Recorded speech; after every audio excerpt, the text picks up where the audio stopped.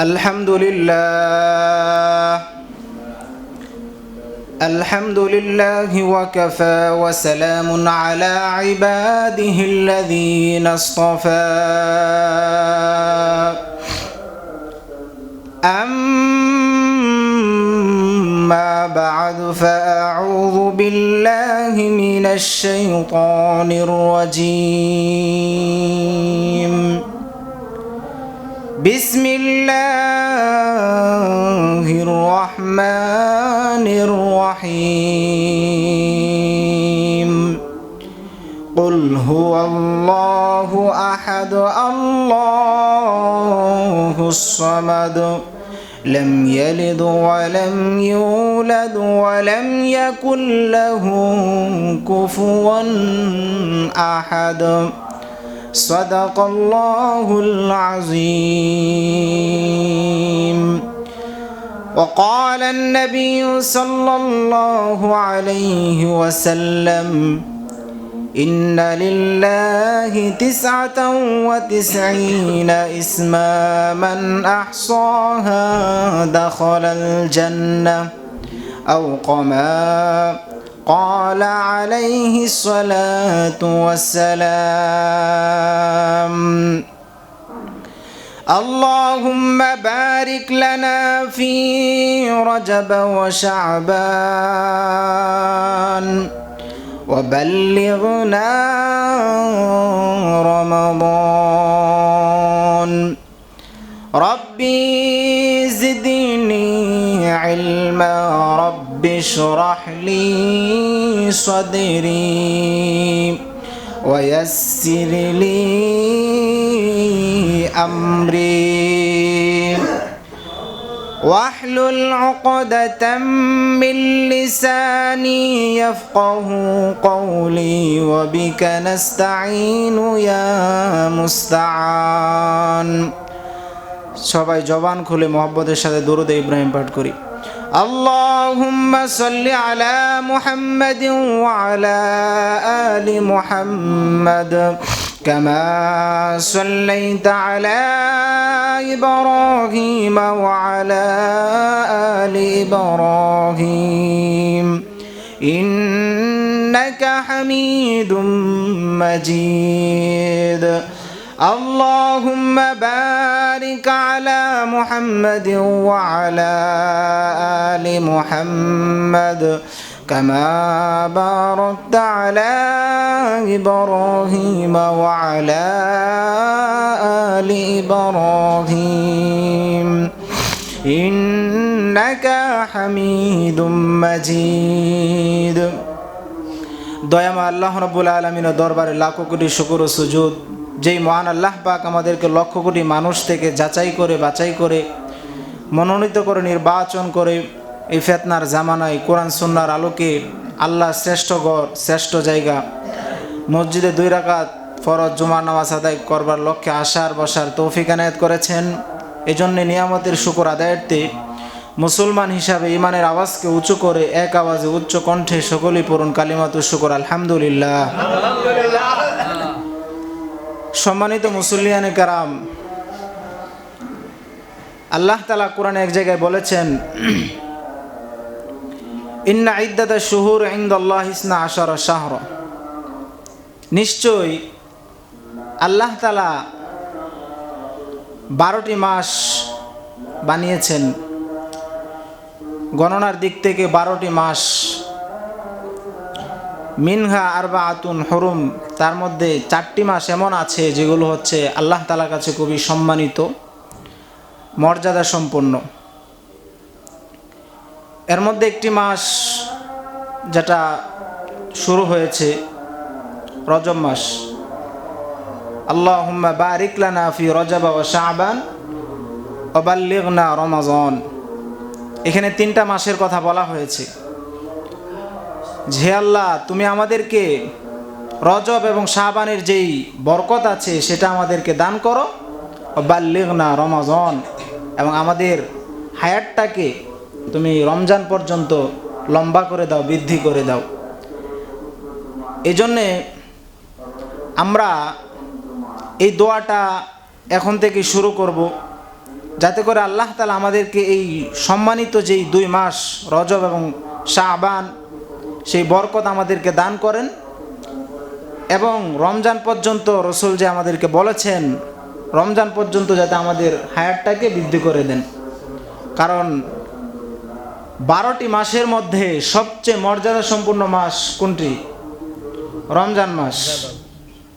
এবং এই রমজান কেন্দ্রিক আল্লাহ তাআলা যেই ফজিলত রেখেছেন, মর্যাদা রেখেছেন, অন্য কোনো মাসের মধ্যে তা রাখেন নাই। এজন্য আমরা এই দোয়াটা বেশি বেশি করব, আল্লাহুম্মা বারিক লানা ফি রজব ওয়া শাবান ওয়া বাল্লিগনা রমাজান। এই দোয়াটা আমরা পারি না সবাই? আমরা আশা করি সবাই পারি। যাদের সমস্যা হয় আমরা একটু শিখে নেব কষ্ট করে। এই দোয়াগুলো খুবই আমাদের জন্য জরুরি এবং খুব মর্যাদাপূর্ণ, খুব ফজিলতপূর্ণ এই দোয়াগুলো। আমরা এগুলো শিখে প্রত্যেক নামাজে যেমনিভাবে নামাজ পড়ি, নামাজের পরে আমরা 1-2টা দোয়া তো এমনিই পড়ি, আমরা এই দোয়াগুলো অ্যাড করে নিব। আমাদের জীবনে বড় ফায়দা হবে ইনশাআল্লাহ। আল্লাহ তাআলা আমাদের সকলকে আমল করার তৌফিক দান করুন। সকলে পড়ে না আমিন। সম্মানিত মুসল্লিয়ানে কেরাম, আজকে আমি আপনাদের সামনে সূরা ইখলাস তেলাওয়াত করেছি। কিছুদিন আগে আমি 2-3 জমায় সূরা ইখলাস থেকে আলোচনা করেছিলাম, তো সম্পূর্ণ করা সম্ভব হয়নি। এই জন্যে বাকি অংশ আজকে আপনাদের সামনে আলোচনা করবার চেষ্টা করব। আশা করি যে এই কথাগুলো বলেছিলাম বিগত জমাগুলোতে আপনারা আমলও এনেছেন এবং আমল শুরু করেছেন। তো সূরা ইখলাস কয়েকটি নাম নিয়ে কথা বলেছিলাম, 20টির মতো ফজিলত বলেছিলাম। তো আজকে আমরা জানবো সূরা ইখলাস যেখান থেকে, সেটা হচ্ছে সূরা ইখলাসের নাজিলের প্রেক্ষাপটটা কি, কোন প্রেক্ষাপটে সূরা ইখলাসটি নাজিল হয়েছে। কোরআনের যেই সূরাগুলো 114টি সূরা আছে, সেই সূরাগুলো নাজিলের কিছু প্রেক্ষাপট আছে। বিভিন্ন প্রেক্ষাপটে এই সূরাগুলো আল্লাহ তাআলা নাজিল করে থাকেন। যেই ইস্যুকে কেন্দ্র করে সূরাটা নাজিল হয় সেটাকে তাফসিরের ভাষায় সাবাবে নুজুল বা শানে নুজুল বলা হয়। তো এখন আমরা জানবো এই সূরা ইখলাসটি, সূরা কুল হুয়াল্লাহটি কোন প্রেক্ষাপটে নাজিল হয়েছে। অনেকগুলো রাওয়ায়াত তাফসিরের মধ্যে এসেছে, এর মধ্যে 4টি রাওয়ায়াত আমি খুব কার্যকরী মনে করছি, এই জন্য এটি 4টি রাওয়ায়াত আপনাদের সামনে উপস্থাপনা করব। তাফসিরের মধ্যে এসেছে, তাফসিরে বাগাবির 4র্থ খণ্ডে ইমাম বাগাবী রহমাতুল্লাহি আলাইহি লিখেছেন এই রাওয়ায়াতটি, যা আনাফারুম মিনাল ইয়াহুদ, ইহুদিদের একটি সম্প্রদায় আল্লাহর রাসূলের কাছে আসলেন, এসে বললেন, সিফলানা রব্বাক ইয়া মুহাম্মদ, হে মুহাম্মদ তুমি যেই রবের কথা বলো, যেই রবকে সিজদা দিতে বলো, তার উপর ঈমান আনতে বলো, তার কাছে মাথা নত করতে বলো, সেই রবের পরিচয় বলো। বাইয়িন লানা সিফলানা রব্বাক, তুমি তোমার রবের পরিচয় দাও। এখানেই তারা ক্ষান্ত হয় নাই। ইহুদি জাতিটা আমি বিগত জমায় বলেছিলাম তারা খুব বেয়াদব, এবং তারা যেই পরিমাণ বেয়াদবি করেছে অন্য কোনো জাতি, তারা কাফের ছিল, মুশরিক ছিল, কিন্তু এত বড় বেয়াদব জাতি ছিল না। তারা এখানেই ক্ষান্ত হন নাই। তারা বলল, আহুয়া মিন যাহাবিন, তোমার আল্লাহ কি স্বর্ণের তৈরি, আও ফিদ্দাতিন, না রূপার তৈরি, আও খাসাবিন, না কাঠের তৈরি। বলেন নাউজুবিল্লাহ। তারা মনে করেছে আমাদের যেই স্বাভাবিক ক্ষুধা আছে, কোনোটা পাথরের তৈরি, কোনোটা কাঠের তৈরি, কোনোটা আবার স্বর্ণ দিয়ে তৈরি। সেও মনে করেছে মুহাম্মদ যেই রবের কথা বলছে সেটাও কিসের তৈরি হবে, হয়তো সোনা দিয়ে তৈরি হবে, অথবা রূপা দিয়ে, অথবা কাঠ দিয়ে। মুহতারাম হাজিরিন, ইহুদিরা যখন বিশ্বনবীর কাছে আল্লাহর পরিচয় জানতে চাইল, সাথে সাথে আল্লাহ রাব্বুল আলামিন তার আপন পরিচয় দিয়ে বিশ্বনবীর উপরে সূরা ইখলাস নাজিল করে দিলেন।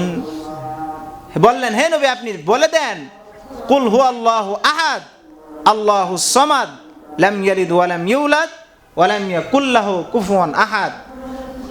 বলে দেন তিনি আল্লাহ হচ্ছেন এক, তিনি হচ্ছেন সকল কিছু থেকে অমুখাপেক্ষী, তিনি আপন জাত থেকে কাউকে বানান নাই, তিনিও অন্য কোনো জাত থেকে হয় নাই। ওয়ালাম ইয়াকুল্লাহু কুফুয়ান আহাদ, আকাশ এবং জমিনের মাঝখানে তার সমকক্ষও কেউ নাই। বলেন সুবহানাল্লাহ। এই প্রেক্ষাপটে আল্লাহ তাআলা সূরাটা নাজিল করে দিয়েছেন। এটা হচ্ছে একটা বর্ণনা। আরেকটি riwayat এসেছে, ক্বালাতিল ইয়াহুদ উযাইর ইবনুল্লাহ নাহনু না'বুদু উযাইর ইবনুল্লাহ। ইহুদিরা এসে বলল যে আমরা আল্লাহর পুত্র উযাইরের ইবাদত করি। বলেন নাউজুবিল্লাহ। আল্লাহর পুত্র কার ইবাদত করি? উযাইরের। খ্রিস্টানরা বলল নাহনু না'বুদু ঈসা ইবনুল্লাহ, আমরা আল্লাহর পুত্র ঈসার ইবাদত করি। মাজুসিরা বলল নাহনু না'বুদু শামসা ওয়াল কমার, আমরা চন্দ্র সূর্যের ইবাদত করি। আর মক্কার মুশরিকারা বলল নাহনু না'বুদুল কমার নাহনু না'বুদুল আওথানা, আমরা মূর্তির ইবাদত করি। তারা যখন এইভাবে শিরক আর কুফরের আকীদা পেশ করতে লাগলেন, ফানজালাল্লাহু সূরাতুল ইখলাস, আল্লাহ তাআলা কুফর আর শিরকের আকীদা মুক্ত ঘোষণা করবার জন্য এই প্রেক্ষাপটে আল্লাহ রাসূলের উপরে সূরা ইখলাসটি নাজিল করে দিয়েছেন। এটা হচ্ছে দ্বিতীয় আরেকটি riwayat। তৃতীয় আরেকটি riwayat এসেছে, তাফসিরে বাগাবীর ৪র্থ খণ্ডে riwayatটি এসেছে। ইমাম বাগাবী রাহমাতুল্লাহি আলাইহি লিখেছেন, ইহুদিরা আল্লাহ রাসূলের কাছে এসে বলল, মুহাম্মদ তুমি যেই দিনের দাওয়াত শুরু করেছো সেটা থেকে তুমি দূরে সরে যাও, বিনিময়ে তুমি যা চাও তাই আমরা তোমাকে দিব। মুহতারাম হাজিরিন, ইহুদিরা এসে আল্লাহ রাসূলের কাছে বলল, মুহাম্মদ তুমি যেই দিনের দাওয়াত শুরু করেছো সেই দিনের দাওয়াত থেকে দূরে সরে যাও, বিনিময়ে তুমি যা চাও তাই আমরা তোমাকে দিব। সুন্দরী নারী দিব, টাকার পাহাড় দিব, ক্ষমতার চেয়ার দিব, যা চাও তাই দিব। এরপরেও তুমি যেই দিনের দাওয়াত শুরু করেছো সেটা থেকে দূরে সরে যাও। বিশ্বনবী বলে দিলেন, ওয়াল্লাহি লাউ ওয়াযা'ু আশ-শামসা ফি ইয়ামিনি ওয়াল কমারা ফি ইয়াসারি, হে মক্কার কাফেররা শুনে রাখো, তোমরা আমাকে এই দিনের দাওয়াত থেকে দূরে সরবার জন্য বিভিন্নভাবে লোভ লালায়িত করছো। সুন্দরী নারী দিবে, টাকার পাহাড় দিবে, ক্ষমতার চেয়ার দিবে, যার বিনিময়ে বলছো এই দিনের দাওয়াত থেকে দূরে সরে দাঁড়াতে। শুনে রাখো, সুন্দরী নারী কেন, টাকার পাহাড় কেন, ক্ষমতার চেয়ার কেন, ওই আসমানের সূর্যরে যদি আমার ডান হাতে এনে দাও আর ওই আসমানের চন্দ্ররে যদি আমার বাম হাতে এনে দাও, যার বিনিময়ে তোমরা যদি বলো এই দিনের দাওয়াত থেকে দূরে সরে দাঁড়াতে, খোদার কসম করে বলছি এক চুল পরিমাণ দিনের দাওয়াত থেকে দূরে সরে দাঁড়াবো না।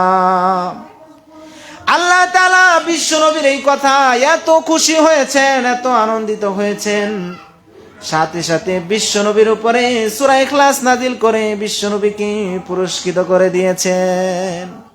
এই কথা শুনে আল্লাহ তাআলার পছন্দ হয়েছে, নবী যে এই কথাটা বলেছেন, তখন সূরা ইখলাস নাজিল করে বিশ্বনবীকে কি করলেন? পুরস্কৃত করে দিয়েছেন। এই জায়গাটা একদম ফাঁকা, কথা বলতে খুব অন্যরকম লাগতেছে। আপনারা যদি একটু এদিক থেকে চলে আসতেন খুব ভালো হতো। মানুষ কম হইলেও মজলিসের কিছু নির্দিষ্ট আদব থাকে। আল্লাহ রাসূল বলতেন যে তোমরা একটু কাছে এসে এসে বসো, কম থাকা কোনো সমস্যা না, কিন্তু মজলিসকে একটু এলোমেলো করে বসা এটা অন্যরকম একটা বিষয়। মজলিসের সাথে বিয়াদবি, এগুলো দিনই মজলিস। তোমরা একটু এদিকে চলে আসো। এটা হচ্ছে 3 নম্বর riwayat। এটা কি বলতে চাচ্ছি বুঝতে পারতেছেন আপনারা? সূরা ইখলাস নাজিলের প্রেক্ষাপট, কোন প্রেক্ষাপটে নাজিল হয়েছে। 4 নম্বর আরেকটি যেই riwayat এসেছে তাফসিরের মধ্যে, সেটা হচ্ছে কাফেররা এসে বলল, মুহাম্মদ বাইন লানা নাসাবা রব্বাক, তুমি তোমার রবের নসব নামা বলো, তুমি যেই রবের কথা বলছো সেই রবের নসব বলো, তোমার রবের বাবার নাম কি, দাদার নাম কি, পূর্বপুরুষের নাম কি। আমাদের যেরকম নসব নামা থাকে, বংশ পরিচয় থাকে, তারাও সেরকম মনে করেছে যে আল্লাহর কি আছে, নসব নামা আছে। বিশ্বনবী রাগান্বিত হয়ে গেলেন। জিবরাইল আমিন বললেন, হে নবী আপনি রাখবেন না, তাদের এই কথার প্রশ্নের জবাব দেওয়ার জন্যে আল্লাহ তাআলা এইমাত্র আরশে আজিম থেকে আপনার উপর ছোট্ট একটি সূরা নাজিল করে আপনার উপরে তার জবাব দিয়ে দিয়েছেন। আপনি শক্ত ভাষায় তাদের মুখের উপর বলে দেন, আল্লাহর কোনো বংশ পরিচয় নাই, নসবনামা নাই, আল্লাহর বাবা নাই, দাদা নাই, কিচ্ছু নাই। আপনি পড়েন কুল হু আল্লাহু আহাদ আল্লাহুস সামাদ লাম ইয়ালিদ ওয়া লাম ইউলাদ, বলেন সুবহানাল্লাহ। যখন তারা বংশ পরিচয় জানতে চাইল আল্লাহ তাআলার, তখন আল্লাহ তাআলা এই প্রেক্ষাপটে বিশ্বনবীর উপরে সূরা ইখলাসটি কি করলেন? নাজিল করে দিয়েছেন। 4টা রিওয়ায়াত বলেছি, অনেকগুলো রিওয়ায়াত এসেছে, এগুলো বললে এক কথায় কি চলে যাবে, সময় চলে যায়। এরপরে আসেন আজকে আমরা সূরাটাই ঢুকবো। সূরা শুরু হয়েছে কি দিয়ে? কুল হু আল্লাহু আহাদ আল্লাহুস সামাদ। হে নবী আপনি বলেন কুল হু আল্লাহ, তিনি আল্লাহ হচ্ছেন আহাদ, কি আল্লাহ এক, আল্লাহ হচ্ছেন কি এক। তার মানে এখানে দেখেন আল্লাহ তার প্রথমে বলেছেন হে নবী আপনি বলেন তিনি হচ্ছেন আল্লাহ, তিনি হচ্ছেন আল্লাহ। তার মানে আল্লাহ তাআলা বিশ্বনবীকে এই কথাই বলতে চাচ্ছেন, আল্লাহর অন্য সকল পরিচয়ের আগে প্রথম পরিচয় হচ্ছে আমি আল্লাহ। আল্লাহর সর্বপ্রথম পরিচয় কোনটা? আল্লাহ। আল্লাহ না থাকলে কি রব পরিচয় দিয়ে লাভ হবে? লাভ হবে না। আগে মেইন জিনিসটা বলতে হবে, আল্লাহর হচ্ছে আল্লাহর এটা আসল নাম, এরপরে তেনার অন্য সিফাতি নাম রয়েছে। তার মানে আল্লাহ তাআলা বিশ্বনবীকে বললেন হে নবী আপনি অন্য সকল পরিচয় দেওয়ার আগে আপনি এই কথা বলেন আমি হচ্ছে আল্লাহ, আমি কি আল্লাহ। রব্বুল আলামিন বলেন ইন্নানি আনাল্লাহু লা ইলাহা ইল্লা আনা ফা'বুদুনি ওয়া আকিমিস সালাতা লিযিকরি। ইন্নানি আনাল্লাহ, আমি হচ্ছি আল্লাহ, আমি হচ্ছি আল্লাহ। আমার আসল প্রথম পরিচয় হচ্ছে আল্লাহ। আল্লাহ নামটা মুখে নিতে কেমন লাগে? আওয়াজ করে একটু বলতে হবে, ভালো লাগে? সবার কাছ থেকে আশা করব সকলে একবার আল্লাহকে মায়া করে ডাক দেন আল্লাহ, আর জোরে ডাক দেন ইয়া আল্লাহ, গলা ফাটায় ডাক দেন আল্লাহ। আল্লাহকে আমরা বেশি বেশি ডাকবো। এই পৃথিবীতে বিপদে আপদে সর্ব অবস্থায় যিনি আমাদের পাশে থাকেন তিনি কে? আল্লাহ। এজন্য আল্লাহর জিকিরটা যাতে আমাদের মুখে এত বেশি হয়ে যায়, অন্য কথার বলতে গিয়েও যাতে আমাদের মুখ দিয়ে আল্লাহ বের হয়ে যায়, বলেন সুবহানাল্লাহ। পৃথিবীর সর্বশ্রেষ্ঠ জিকির কোনটা? আল্লাহ। ইন্নানি আনাল্লাহ, অন্য সকল পরিচয় পরে আমার প্রথম পরিচয় হচ্ছে আমি আল্লাহ। আর এই আল্লাহ নামটা আমি নিজেই রেখেছি। আবার এই আল্লাহ নামটা এমন, দেখেন বাংলাদেশে কত কোটি মুসলমান, মুসলমান বাদ দেন কত কোটি মানুষ? 18 কোটির বেশি হবে। আজ পর্যন্ত কি আপনার কানে কারো নাম আসছে যে অমুক ব্যক্তির নাম আল্লাহ? কারো নাম আল্লাহ নাই। বাংলাদেশ বাদ দেন, সারা পৃথিবীতে 700 কোটির বেশি মানুষ আছে, কারো নাম আল্লাহ শুনেছেন? কারো নাম আল্লাহ নাই। এমনকি কুখ্যাত ইন্টারন্যাশনাল সন্ত্রাস ফেরাউনও নিজের নাম কি রাখে নাই? আল্লাহ রাখে নাই। ফেরাউন কি ইন্টারন্যাশনাল সন্ত্রাসী না? জুরা বলেন ইন্টারন্যাশনাল সন্ত্রাসী কিনা? একটা কথা মনে রাখবেন, যারা নবীদের বিরোধিতা করেছে তারা হচ্ছে সন্ত্রাস, আর নবীরা ছিলেন মুজাহিদ, নবীরা ছিলেন মুজাহিদ। সুতরাং আল্লাহ রসুল ছিলেন মুজাহিদ, সন্ত্রাসীটার নাম বলেন আবু জাহেল। নবী ইব্রাহিম ছিলেন মুজাহিদ, ফেরাউন ছিল কি? নমরুদ ছিল। নমরুদ ছিল সন্ত্রাস। ঠিক তেমনি ভাবে নবী মুসা আলাইহিস সালাম ছিলেন মুজাহিদ, আর ফেরাউন ছিলেন সন্ত্রাস। যারা হকের কথা বলে, হকের পক্ষে থাকে তারা সবাই মুজাহিদ, যারা হকের বিরুদ্ধে অবস্থান করে তারা সবাই হচ্ছে সন্ত্রাস। কিছুদিন আগে কুঠা আন্দোলন যেই যুবক ছেলেগুলো করেছে, ওরা এক একটা মুজাহিদের বাচ্চা, ওদের বিরোধিতা যারা করেছে এক একটা কুখ্যাত সন্ত্রাসী, কথা বলেন ঠিক কিনা? হকের পক্ষে যারা থাকে তারা মুজাহিদ। তো সেই কুখ্যাত ইন্টারন্যাশনাল সন্ত্রাস ফেরাউনও নিজের নাম কি রাখে নাই? আল্লাহ রাখে নাই। সে বলছে আমি হচ্ছি তোমাদের বড় খোদা। فحشر فنادى فقال أنا ربكم الأعلى, বিশাল একটা গ্যাদারিং করে বলে আমি তোমাদের বড় খোদা। সে কি বলছে? আমি তোমাদের আনা রব্বুকুমুল আলা, আমি তোমাদের বড় রব, আমি তোমাদের বড় আল্লাহ, এই কথা বলছে। সেও কি বলে নাই? বলে নাই যে আমি তোমাদের আল্লাহ। মুহতারাম হাজিরিন, তার মানে বোঝা গেল আল্লাহ রাব্বুল আলামিনের সত্তাটা শুধু একজন, বিপদ আপদে পাশে থাকেন শুধু একজন।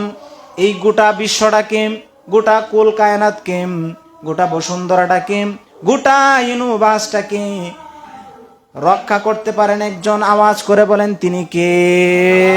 এই জন্য রব্বুল আলামিন বলেন, হে গোলাম, তোমরা আমাকে আল্লাহ বলে ডাকো অথবা রহমান বলে ডাকো, তাতে কোনো সমস্যা নাই। আল্লাহ কি মাইন্ড করেন নাকি? আল্লাহ বলে ডাকো অথবা রহমান বলে ডাকে, তাতে কোনো সমস্যা নাই। রব্বুল আলামিন বলেন, قل ادعوا الله أو ادعوا الرحمن أيما تدعوا فله الأسماء الحسنى। তোমরা আমাকে আল্লাহ বলে ডাকো অথবা রহমান বলে ডাকো, তাতে কিন্তু আমি মাইন্ড করি না। আল্লাহ মাইন্ড করেন না। তোমরা আমাকে রহমান বলে ডাকতে পারো, আবার আল্লাহ বলেও ডাকতে পারো, তোমাদের সুযোগ আছে। আল্লাহ তাআলার এই আল্লাহ নাম ছাড়া ফালাহুল আসমাউল হুসনা আরো চমৎকার চমৎকার কি আছে? কিছু সিফাতি নাম আছে না? বিশ্ব নবী বলেন, ইন্না লিল্লাহি তিসআতাও ওয়া তিসঈনা ইসমা। আল্লাহর এই আল্লাহ নাম ছাড়া আরো 99টা চমৎকার চমৎকার নাম আছে। মান আহসাহা দাখালাল জান্নাহ। যেই নামগুলো সিনার ভিতরে রাখবে, জাহান্নামের আগুন তার জন্য হারাম করে দিবেন কে? আল্লাহ। সেই 99টা নাম আমরা পাবো অনেক ছোট ছোট বইয়ের পিছনে দেখবেন আছে। এই নামগুলো আমরা পারলে মুখস্থ করে নেব। আল্লাহর অন্য জিকিরের কথা বলেন, অন্য সকল জিকিরের কি আল্লাহর নামের জিকিরের চেয়ে উত্তম হতে পারে? এইগুলোই হচ্ছে সর্বশ্রেষ্ঠ জিকির। এজন্য আমরা এইগুলো কি করব? মুখস্থ করে নেব। আল্লাহ নামের মধ্যে কয়টা নাম? এই আল্লাহ নামের মধ্যে 4টা অক্ষর আছে। আলিফ লাম লাম হা। আল্লাহ লিখতে কয়টা অক্ষর? আলিফ লাম লাম হা। এই 4টা অক্ষর দিয়ে আল্লাহ কোরআনে বিভিন্ন জায়গায় পরিচয় দিয়েছেন। 4টা অক্ষর দিয়ে আল্লাহ কোরআনে পরিচয় দিয়েছেন। আলিফ দিয়ে আল্লাহ কোরআনে পরিচয় দিয়েছেন, আল্লাহু নূরুস সামাওয়াতি ওয়াল আরদি মাসালু নূরিহি কামিশকাতিন ফিহা মিসবাহ। জোরে বলেন সুবহানাল্লাহ। আল্লাহ এখন বাদ দেন, আল্লাহ নাম বাদ দিলে আর আল্লাহ নামে শুরু থেকে আলিফ বাদ দিলে থাকে লিল্লাহ। লিল্লাহ দিয়ে কোরআনে আছে না নাই? পরিচয় আছে না নাই? আল্লাহ রাব্বুল আলামিন বলেন, লিল্লাহি মা ফিস সামাওয়াতি ওয়াল আরদি ওয়া মা ফিল আরদি ওয়া হুয়া আলা কুল্লি শাইইন আলিম। লিল্লাহ দিয়ে আল্লাহ পরিচয় দিয়েছেন। এবার লিল্লাহর লামটাও বাদ দেন, থাকে লাহু। লাহু দিয়ে কোরআনে পরিচয় আছে না নাই? বলেন, লাহুল মুলকু ওয়া লাহুল হামদু ওয়া হুয়া আলা কুল্লি শাইইন কাদির। এবার লাহুল লাম বাদ দিলে থাকে হু। হু দিয়ে কোরআনে পরিচয় আছে না নাই?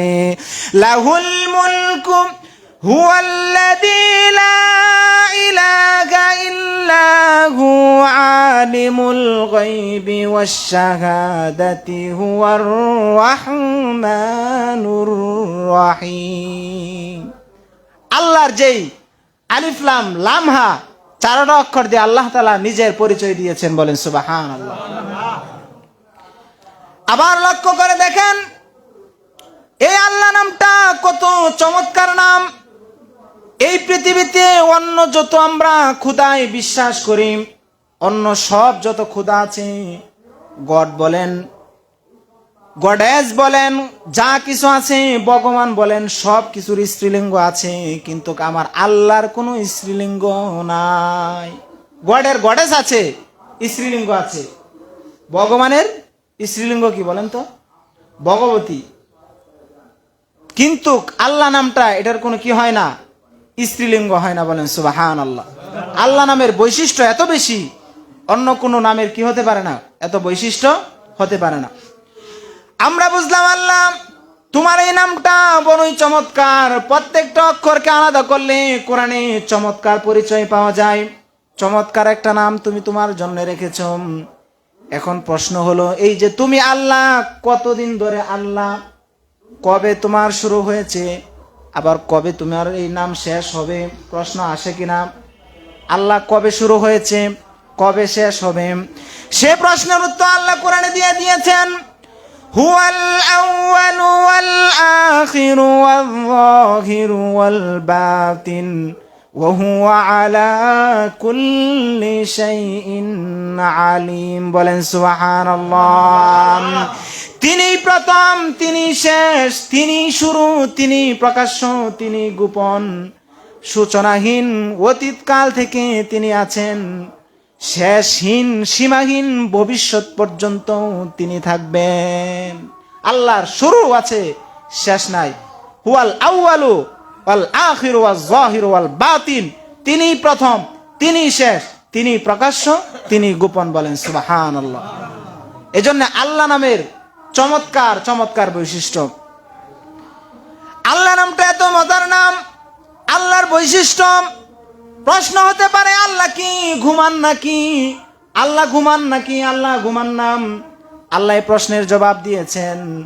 আল্লাহ রাব্বুল আলামিন বলেন, লা তাখুযুহু সিনাতুন ওয়ালা নাওম, তার কোনো ঘুম নাই, কোনো তন্দ্রাও নাই। বলেন সুবহানাল্লাহ। মুসা আলাইহিস সালাম একদিন আল্লাহ তাআলাকে প্রশ্ন করেছে, হে আল্লাহ, আয়াগলিবুকা নাওম, আল্লাহ কি তোমার কি ঘুমে ধরে না? তোমার কি ঘুমে ধরে না? আল্লাহ তাআলা কোনো জবাব দিলেন না। আল্লাহ তাআলা বললেন, হে মুসা, তুমি মুসা আলাইহিস সালাম বললে, আল্লাহ তাআলা মুসা আলাইহিস সালামকে বললেন, তুমি একটা গ্লাস হাতে নিয়ে দাঁড়িয়ে থাকো। মুসা আলাইহিস সালাম বললেন, আমি কি প্রশ্ন করেছি আল্লাহ, তুমি আমাকে কি অর্ডার করেছো? আল্লাহ তাআলা বলেন, নো মোর টক, কোনো কথা হবে না, যা বলেছি তাই পালন করে যাও। মুসা আলাইহিস সালাম গ্লাসের পাত্র নিয়ে, পানি ভর্তি গ্লাস নিয়ে তিনি দাঁড়িয়ে আছেন। 1 ঘন্টা যায়, 2 ঘন্টা যায়, 3 ঘন্টা যায়। কতক্ষণ দাঁড়িয়ে থাকা যায় একটা গ্লাস, পানি ভর্তি গ্লাস নিয়ে? মুসা আলাইহিস সালাম কিছুক্ষণ পরে ঘুমিয়ে পড়লেন। হাতের থেকে সাথে সাথে গ্লাসটাও টপাস করে মাটিতে পড়ে চুরমার হয়ে গেল। ঘুম ভাঙার পর মুসা আলাইহিস সালামকে আল্লাহ বললেন, হে মুসা, গ্লাসটা তোমার হাত থেকে পড়ে গেল কেন? মুসা আলাইহিস সালাম বলেন, আল্লাহ, কতক্ষণ গ্লাসটা হাতে নিয়ে দাঁড়িয়ে থাকবো? কখন ঘুমিয়ে পড়েছি জানি না, ঘুমানোর সাথে সাথে গ্লাসটাও আমার হাত থেকে পড়ে গিয়েছে। আল্লাহ রাব্বুল আলামিন বললেন, হে মুসা, আমি আল্লাহর যদি ঘুম থাকতো, আমি যদি ঘুমাতাম, এই তামাম বিশাল আসমান, বিশাল জমিন, কুল কায়নাত যে আমি সৃষ্টি করেছি, সেটা মুহূর্তের মধ্যে চোরমার হয়ে যেত। লা তাখুযুহু সিনাতু ওয়ালা নাওম, আমি আল্লাহ ঘুমাই না, আমার আল্লাহর কি নাই, তন্দ্রাও নাই। বলেন সুবহানাল্লাহ। আল্লাহ কি ঘুমান? এজন্যে অন্যকে চাওয়ার আগে তিনি সদা সর্বদাই বান্দার চাহিদা পূরণ করবার জন্য প্রস্তুত থাকেন। এই জন্য সর্বপ্রথম আমাদের চাহিদাগুলো কার কাছে পেশ করব? আল্লাহর কাছে। এই দুনিয়ার নিয়ম হলো, একজন বান্দার কাছে, আপনার বন্ধুর কাছে, প্রিয়জনের কাছে বারবার চাইবেন, একবার চাইবেন দিতে পারে, প্রয়োজন পূরণ করতে পারে, 2 বার চাইবেন, প্রয়োজন পূরণ করতে পারে, কিন্তু 3 বারের মাথায় দিলেও তার মনক্ষুণ্ণ হয়ে আপনাকে দিবে, এমন কেউ থাকতে পারে, দিবেই না, না করে দিবে। কিন্তু আল্লাহ তাআলার কাছে না চাইলে আল্লাহ তাআলা অসন্তুষ্ট হন। আল্লাহ তাআলার কাছে না চাইলে তিনি অসন্তুষ্ট হন, চাইলে খুশি হন। আর দুনিয়ার নিজাম অনুযায়ী আমাদের কাছে চাইলে আমরা অসন্তুষ্ট হই। এজন্য চাইতে হবে সর্বপ্রথম কার কাছে? আল্লাহ তাআলার কাছে। কয়টা বাজে?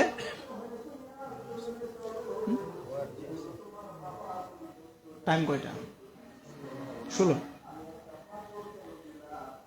এজন্য আল্লাহ রাব্বুল আলামিন বললেন, কুল হুয়াল্লাহু আহাদ, হে নবী আপনি বলেন তিনি আল্লাহ হচ্ছেন এক। কুল হুয়াল্লাহ বললাম, আল্লাহর কথা বললাম এতক্ষণ, এরপরে হচ্ছে আহাদ, আল্লাহ কি একক।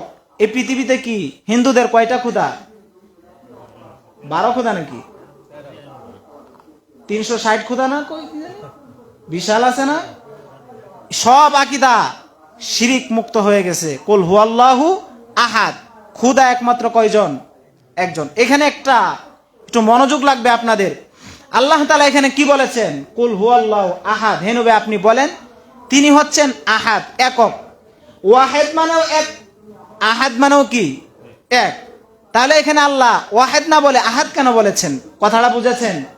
অন্য জায়গায় তো আল্লাহ বলেছেন ইলাহুকুম ইলাহু ওয়াহিদ, ইলাহুকুম ইলাহু ওয়াহিদ, ওয়াহিদ অন্য জায়গায় তো আল্লাহ বলেছেন। তাহলে এখানে আল্লাহ তাআলা ওয়াহিদ না বলে আহাদ কেন বলেছেন? মুফাসসিরিনে কেরাম জবাব দিয়েছেন, ওয়াহিদ শব্দের ওয়াহেদান আছে, ওয়াহেদুন আছে, সানি সালেস আছে, মানে তার দ্বিবচন আছে, বহু বচন আছে, কিন্তু আহাদ শব্দের ওয়াহেদান নাই, ওয়াহেদুন নাই, কোনো স্ত্রীলিঙ্গ নাই, কোনো দ্বিবচন নাই, বহু বচন নাই। আল্লাহ তার একাত্মতার প্রকাশ করবার জন্য আরবি ভাষা এমন একটা শব্দ চয়ন করে নিয়েছেন যেই শব্দটারও কোনো শরিক নাই। বলেন সুবহানাল্লাহ। আল্লাহর যেরকম শরিক নাই, ঠিক আল্লাহ নাম প্রকাশ করবার জন্য আরবি ভাষায় যে শব্দটা আল্লাহ চয়ন করেছেন সেই শব্দটারও কি নাই, কোনো শরিক নাই। বলেন সুবহানাল্লাহ। এই জন্য আল্লাহ তাআলা ওয়াহেদ না বলে কি বলেছেন? আহাদ। ওয়াহেদ না বলে আহাদ বলেছেন।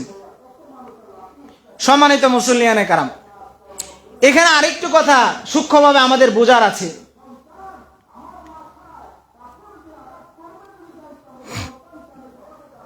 আল্লাহ তাআলা এখানে দেখেন আরেকটি কথা বলেছেন।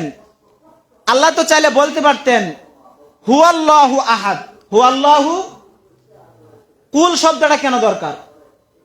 তিনি আল্লাহ হচ্ছেন এক। তাহলে বিশ্ব নবীকে আল্লাহ তাআলা কেন বললেন যে হে নবী আপনি বলুন তিনি আল্লাহ এক? এই কুল শব্দটা কি প্রয়োজন? কোন প্রয়োজন ছিল? তাহলে আল্লাহ তাআলা কুল শব্দটা কেন আনলেন? এখানে একটা খুব গুরুত্বপূর্ণ কথা আমাদের বোঝার, সেটা হচ্ছে আল্লাহ তাআলার কাছে এই পৃথিবীতে আল্লাহ রসুল ছাড়া যত নবী এসেছেন সমস্ত নবীর মর্যাদা একদিকে আর রসুলের মর্যাদা আরেক দিকে। সলক্ষ নবী যত নবী এসেছেন সমস্ত নবী আল্লাহকে সাক্ষী দিয়েছেন, বলেছেন লা ইলাহা ইল্লাল্লাহ, আল্লাহ ছাড়া কোনো মাবুদ নাই, আল্লাহ হচ্ছেন এক। তারা কি করেছেন? সচক্ষে দেখেছেন?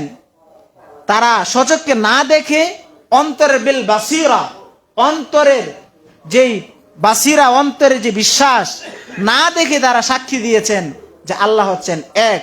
আর আমাদের নবী মুহাম্মদ সাল্লাল্লাহু আলাইহি ওয়াসাল্লাম আল্লাহ তাআলাকে কি করেছেন? স্বচক্ষে দেখেছেন, স্বচক্ষে দেখেছেন, বিল বাসিরা, আবার অন্তর দ্বারা অনুধাবন করেছেন। এজন্য অন্য নবীর সকল যেই সাক্ষী একদিকে আর নবীর সাক্ষীরা একদিকে। এখানে আল্লাহ একটা তাকিদ বোঝাতে চেয়েছেন। একটা ছোট্ট উদাহরণ দেই। ধরেন আপনাদের এলাকায়, আমাদের এলাকায় একটা খুন হয়েছে।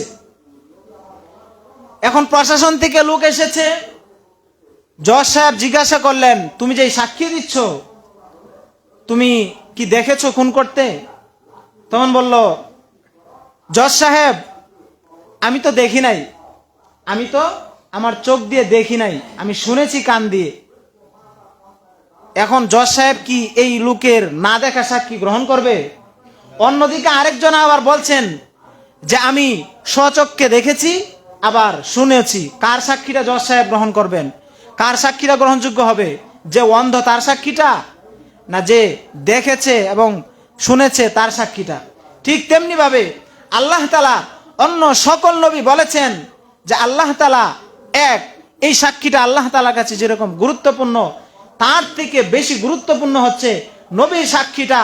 এজন্য আল্লাহ তাআলা নবীর মুখ দিয়ে প্রমাণ বলাচ্ছেন যে হে নবী আপনি বলেন যে আল্লাহ এক, অন্যদের থেকে আপনার কথাটা কি হবে? বেশি গ্রহণযোগ্য হবে। তাকিদ আনার জন্য, গুরুত্বপূর্ণ বোঝানোর জন্য আল্লাহ তাআলা এখানে কি করেছেন? বিশ্বনবী দ্বারা সাক্ষ্য নিয়েছেন। মুহতারাম হাজিরিন, লম্বা কথা বলবো না, এ পর্যন্ত। আল্লাহ তাআলা আমাদের সকলকে কথাগুলোর উপরে আমল করা তৌফিক দান করুন। আমিন। ওয়া আখিরু দাওয়ানা আলহামদুলিল্লাহি রাব্বিল আলামিন। যারা সুন্নত পড়ে নেয় কবলাল জুমা 4 রাকাত সুন্নত নামাজ পড়ে নেই। আসসালামু আলাইকুম ওয়া রাহমাতুল্লাহ।